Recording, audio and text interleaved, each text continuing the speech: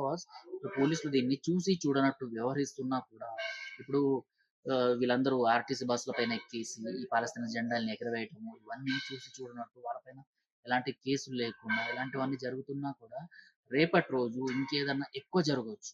So పోలీసులు కూడా ఇలాంటి వాళ్ళపైన కాస్త దృష్టి సాధిస్తే బాగుంటది. ఫ్యూచర్ భారతదేశమైనా లేకపోతే ఆ ఏరియాలో ఉండే హిందువులకైనా ఒక నమ్మకం అన్నది వస్తది.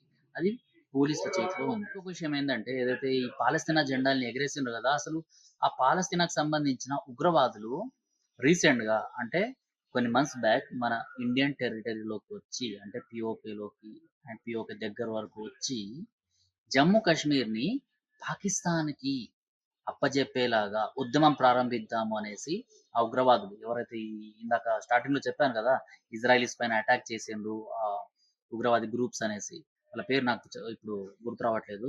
సో ఆ ఉగ్రవాద గ్రూప్స్ కి సంబంధించిన కొంతమంది నాయకులు మన జమ్మూ కాశ్మీర్కి వచ్చేసి అక్కడి తీవ్రవాదులు ఎవరైతే ఉన్నారో ఆ తీవ్రవాదులతోని మాటలు జరిపిన రికార్డులు వీడియోలు కూడా బయటకు వచ్చినాయి. ఇలాంటి వాళ్ళకి మీరు సపోర్ట్ చేస్తున్నారు అంటే ఏమనుకోవాలి. ఒకప్పుడు ఈ ముస్లింలకు సంబంధించిన ఏదైతే ర్యాలీలు వెళ్తున్నాయి అంటే నిజంగా ఒక రకంగా ఒక హ్యాపీనెస్ అన్నా వచ్చేది. ఓకే.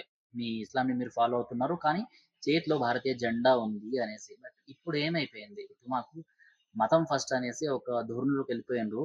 అది నెక్స్ట్ ఇంకా భారత్‌కి బర్బాద్ తక్ అనేసి కొన్ని స్లోగన్స్ రేజ్ చేస్తుంటారు గదా!